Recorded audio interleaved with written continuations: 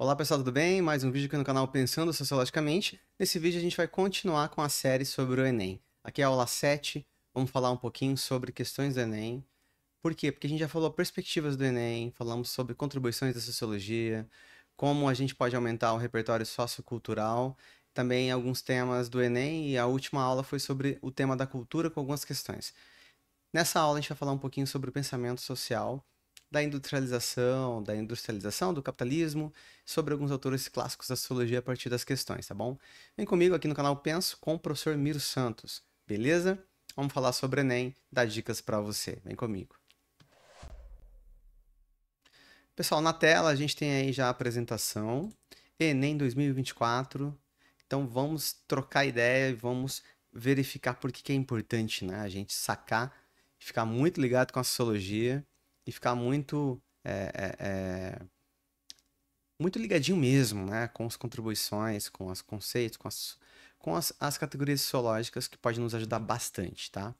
Então, esse vídeo a gente vai falar sobre questões a partir da resolução comentada de questões de quê? Do tema pensamento social. Modernidade, capitalismo, então um pouquinho sobre o pensamento social de cada autor. É isso que a gente vai tratar aqui. Então vamos para as questões, chega de papo, já vamos direto nas questões. Vou abrir minha apresentação aqui e vamos que vamos. Ó, essa é Enem 2016, questão 1. Quanto mais complicada se tornou a produção industrial, mais numerosos. Numerosos o quê? Mais numerosos passaram a ser os elementos da indústria que exigem a garantia de fornecimento. Então, ó, vamos pensar, tá falando sobre a indústria. Vou colocar aqui já a minha caneta e a gente vai grifando aqui. Quanto mais complicada se tornou a produção industrial, mais numerosos passaram a ser os elementos da indústria. Então, tá falando sobre a indústria, produção industrial. Três deles eram de importância fundamental: o trabalho, a terra e o dinheiro. Numa sociedade comercial, esse fornecimento só poderia ser organizado de uma forma, tornando-os disponíveis para a compra. Agora eles tinham que ser organizados para a venda no mercado. Isso estava, então, ó, compra e venda. Isso estava de acordo com a exigência de um sistema de mercado. Sabemos que em um sistema como esse, os lucros só podem ser assegurados se garante a autorregulação por meio de mercados competitivos interdependentes. Então, está falando da interdependência de mercados. Então, aqui, né, comércio, comércio forte, mercado, na qual você tem a compra e você tem a venda. Beleza? Então, assim, gente, né? Tá falando um pouquinho da consolidação. Se a gente for pegar, basicamente, o conhecimento e as teorias de Marx, né? Tá falando um pouquinho sobre a consolidação da força de trabalho como mercadoria.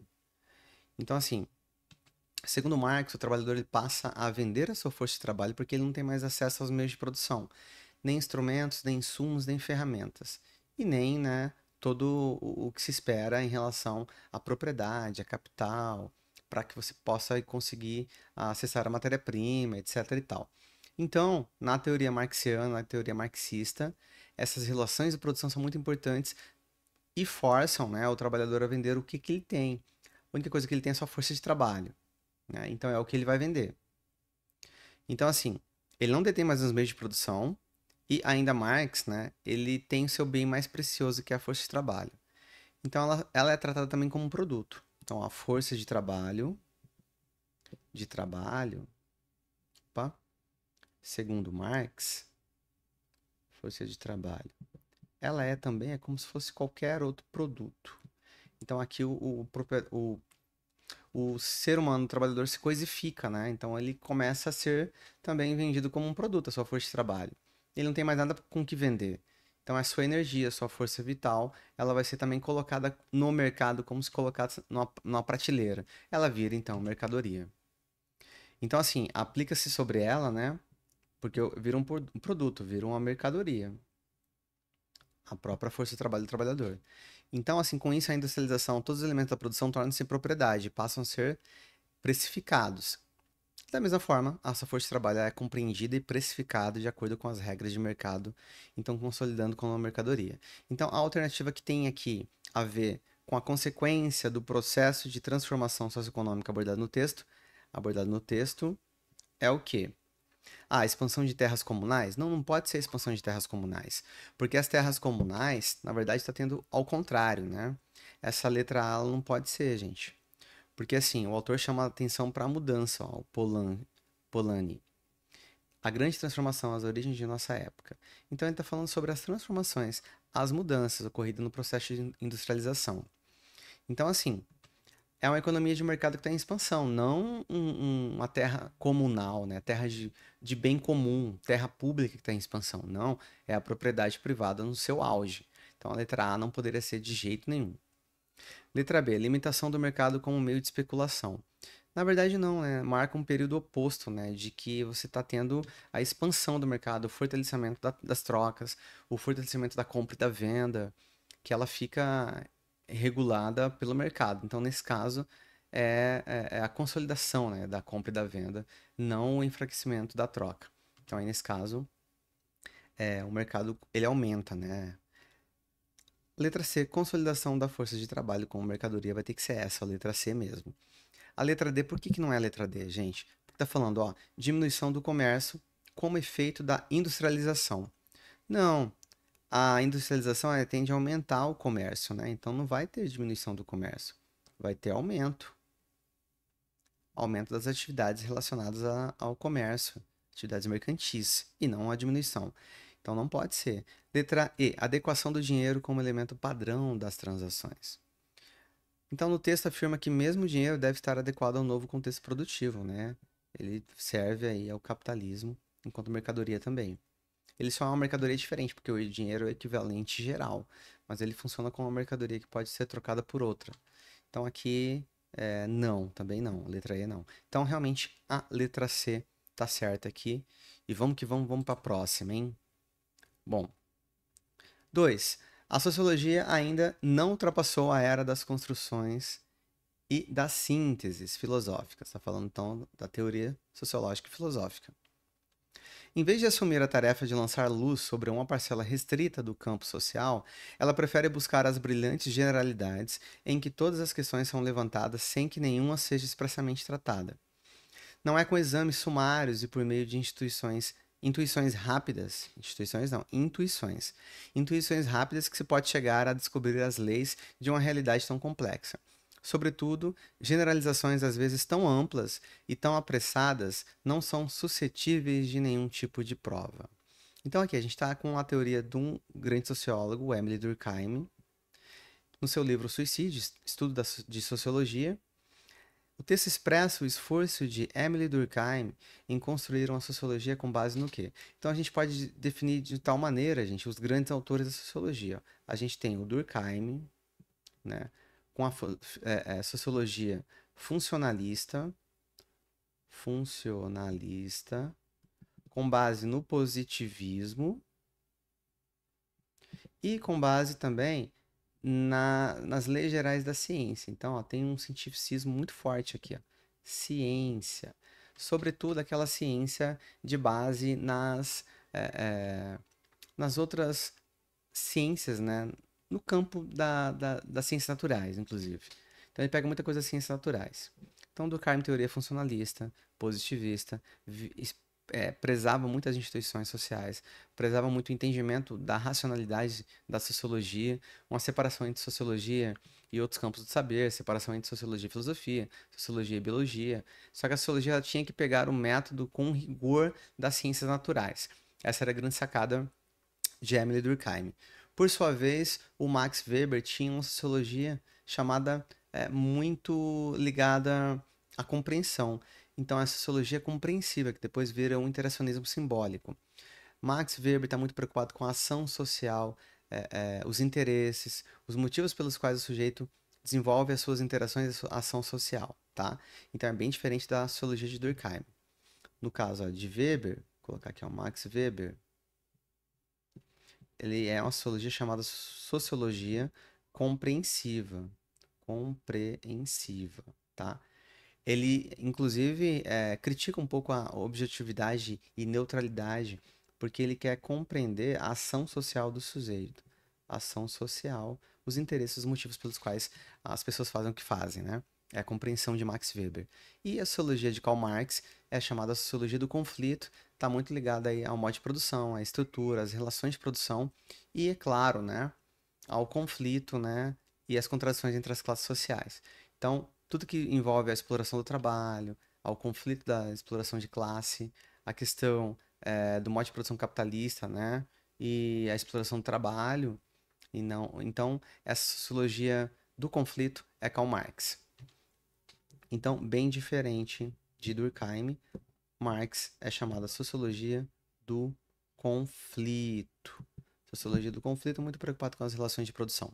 Então, para Durkheim, o método científico deve ser o mesmo, independente da área de atuação, os mesmos das outras ciências, tá? Então, assim, os fatos sociais, as coisas devem ser analisadas como o mesmo distanciamento e imparcialidade que os objetos de estudo das ciências naturais. Então, vamos olhar como que o sociólogo Emile Durkheim constrói a sua sociologia com base no quê? Letra A. Vinculação com a filosofia, com o saber unificado. O que Durkheim pretende é justamente a separação do saber da sociologia com o saber da filosofia. Então, ele não quer vincular nada, ele está criando um método científico a partir de uma metodologia própria, claro, ligada às ciências naturais, pegando o gancho das ciências naturais, mas criando uma nova área de saber que é chamada de sociologia. Então, essa letra A está errada. Letra A, não. Letra B, o Durkheim está muito preocupado com o quê? Com a reunião de percepções intuitivas para a demonstração? Não, né? A ciência é baseada em dados empíricos e métodos para sua análise. Por mais que a gente tenha teorias diferentes no campo da sociologia, mas é preciso perceber que a sociologia é uma ciência. Então ela precisa de observação, de métodos de análise, sejam métodos qualitativos ligados a mais a entrevistas, a categorias sociológicas ligados aí ao sujeito, estudo de caso, ou seja, métodos quantitativos ligados à grande percepção, um grande survey, um grande campo de dados, dados estatísticos, etc. Mas é ciência. Independente da teoria que você vai utilizar para responder um dado fenômeno sociológico, é ciência, então essa é a letra B, está errada. Não é percepção intuitiva, não. Letra C, formulação de hipóteses subjetivas sobre a vida social. Não, o Durkheim está longe da subjetividade. Ele quer ciência, ele quer teorias, ele quer observação. Ele não quer arranjos de subjetividade, não, tá? É isso. Adesão aos padrões de investigação típico das ciências naturais. Vai ser essa, gente, ó. O Durkheim realmente ele está defendendo como que a sociologia está sendo fundada. Esses caras são os clássicos, os pensadores clássicos, os pensadores seminais que estão fundando a nova ciência. É claro que ele vai pegar coisas das ciências naturais e ele quer dar autonomia para a sociologia, mas ao mesmo tempo um protagonismo a partir das ciências naturais. Então é ciência sim. Então, essa alternativa letra D, adesão aos padrões de investigação típicos das ciências naturais, tem muito a ver, sim, com a teoria de Durkheim. E incorporação de um conhecimento alimentado pelo engajamento político. Não. O Durkheim ele tem a separação. Durkheim chama atenção para a neutralidade axiológica, neutralidade e objetividade do cientista, objetividade do pensador que está tentando entender os fenômenos. Então, é a letra D mesmo. Tá? Vamos para 2? Então, ó, 2. Vamos subir aqui. 2 não, 3, né? Vamos para 3, gente. E nem em 2019, o conhecimento é sempre aproximado, falível e, por isso mesmo, suscetível de quê? De contínuas correções. Uma justificação pode parecer boa num certo momento, até aparecer, né, um conhecimento melhor. O que define a ciência não será então a ilusória obtenção de verdades definitivas. Ela será antes definível pela prevalência da utilização por parte dos seus praticantes de instrumentalidades que o campo científico forjou e tornou disponíveis. Grande textinho, mas respira, calma. Tá falando sobre o quê? Que a ciência não é aquilo que o senso comum pensa de ser ciência. A ciência, como passa nos jornais, a ciência tal elaborou o descobrimento sobre tal coisa e agora a gente tem toda a verdade sobre aquele fenômeno. Não, a ciência não é objetivamente a verdade ou o suprassumo da última coisa sobre aquele dado fenômeno ou a última informação, a última bolachinha do pacote. Não é. A ciência é o conhecimento que melhor respondeu aos anseios daquele fenômeno até agora. Pode ser que amanhã seja superado por uma teoria que melhor explique. Então, nós chamamos de paradigmas. A ciência é paradigmática, né? Tem um autor, o Kuhn, né, que ele vai falar sobre os paradigmas científicos e vai falar, ó, a ciência não quer dizer objetividade e verdade absoluta, mas sim que até agora é o que melhor responde a alguns fenômenos e o melhor explica alguns fenômenos. Isso é o fazer científico, a partir de métodos, observações, hipóteses e resultados de um monte de cientistas de uma mesma área. Então, um monte de cientistas de uma mesma área se reúne e fala, ó, aquele conhecimento é válido, então nós validamos essa parte do conhecimento científico. Então, assim, desmistificar, né, que a ciência não é a verdade absoluta. Então, assim, ela será antes definível pela prevalência da utilização por parte de seus praticantes de instrumentalidades que o campo científico forjou e tornou disponíveis. Ou seja, cada progressão, né, progressão no conhecimento que mostra o caráter errôneo ou insuficiente de conhecimentos anteriores não remete esses últimos para as trevas exteriores de não ciência, mas apenas para o estágio de conhecimentos científicos historicamente ultrapassados. Beleza, tá lá o livro, o texto de Almeida, Velhos e Novos Aspectos da Epistemologia das Ciências Sociais. O texto desmistifica a visão do senso comum, segundo o qual a ciência consiste no quê? Então, gente, letra A, conjunto de teorias imutáveis, vai ser essa, né? Por quê? Essa está correta. Porque está dizendo aqui que a ciência tem que ser desmistificada, desmistifica que a ciência é um conjunto de teoria que não vai mudar, né? Então, essa que é a visão do senso comum. Letra B, né? Consenso de áreas diferentes? Não, desmistificar que a ciência é consenso. Coexistência de teses antagônicas? Não, ela tem teses antagônicas. Avanço das pesquisas interdisciplinares? Não, aqui só enrolou, né? Preeminência de saberes empíricos? Os saberes empíricos aqui, gente, vem de empiria, tá? É empiria, que vem da experiência. Experiência. Diferente aqui de dizer que está vindo, né, do conhecimento mais experimental, de Francis Bacon, de Galileu Galilei, de Newton, e aí vem das ciências naturais, etc, etc. Nesse sentido aqui, empiria quer dizer o conhecimento prático, o conhecimento mundano, o conhecimento cotidiano, que ele liga-se com o senso comum. Então não é ciência, tá? O que está sendo dito na letra E. Aqui é senso comum mesmo. Beleza? Senso comum. Então, nesse caso, é a letra A. Entretanto, como mostra o texto, a ciência se fundamenta na construção de um conhecimento mais valoroso e útil que o anterior. Esse mesmo conhecimento, em determinado momento, há de ser superado porque ele vai ser ultrapassado por outro, tá? Mas não quer dizer que o conhecimento ele foi errado, é ruim, mas sim que são superações, são paradigmas que vão se costurando e desenvolvendo a ciência. Isso é fazer ciência.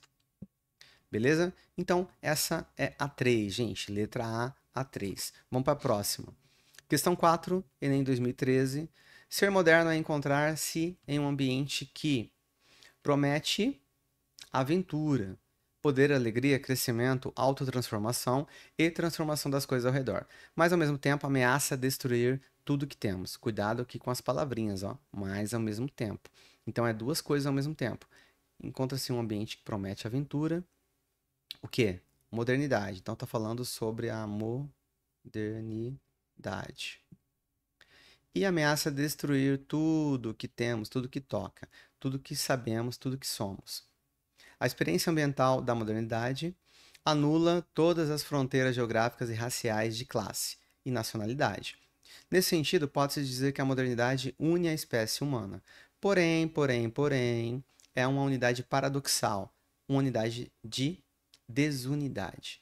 Aqui está o texto do Berman, né? Tudo que é sólido desmancha no ar. A aventura da modernidade, muito bom. Lembrando que modernidade não é o mesmo que contemporaneidade. No senso comum, as pessoas falam: ah, a tecnologia agora é moderna, tal coisa é moderna, fulano tá moderno, o carro é moderno, fulano tem um design e se veste de maneira moderna. Não, moderno é um tempo específico na história, tá? Após a Revolução aí, Francesa, você tem o advento da modernidade. Os grandes autores falam sobre a modernidade. Nós estamos na contemporaneidade. Entretanto, aqui está falando sobre a modernidade. O texto apresenta uma interpretação da modernidade que caracteriza como sendo o quê?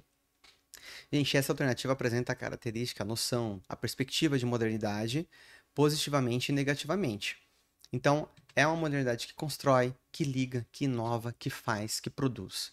Ao mesmo tempo, há uma modernidade que destrói o que é local, que destrói pensamentos e culturas locais menores que não são imperialistas, que não são grandes, que não estão desenvolvendo ali ações de controle, mecanismos de controle, pequenas culturas, né, que não são avassaladoras para com as outras, né? Então você tem aqui as duas relações de modernidade, tá? Então, se por um lado você tem contato interétnico, você tem a construção de coisas novas, ao mesmo tempo você tem hegemonia, você tem supremacia, você tem lutas. Então é sobre presença e ausência disso, né, que nos cria, nos constrói. Então é isso que fala sobre a modernidade, tá? Então aqui nesse caso, ó, o texto apresenta a interpretação de modernidade que a caracteriza como o quê? Dinâmica social contraditória. É essa, né? A modernidade como algo contraditório. É interação coletiva harmônica? Não. É um fenômeno econômico estável? Não. É um sistema internacional decadente? Não. A modernidade veio, né? Processo histórico homogeneizador? Ao mesmo tempo que homogênea, mas ele muda, ele constrói, ele é criativo. Então não faz muito sentido essa letra E. Então nesse caso vai ser a letra A mesmo. Pensa, gente, a modernidade ela criou direitos humanos, criou o Estado-nação, criou a democracia, a representatividade como pensamos, o liberalismo, etc, etc. Criou a ONU, mas ao mesmo tempo a modernidade ela cria, né, outras coisas, né?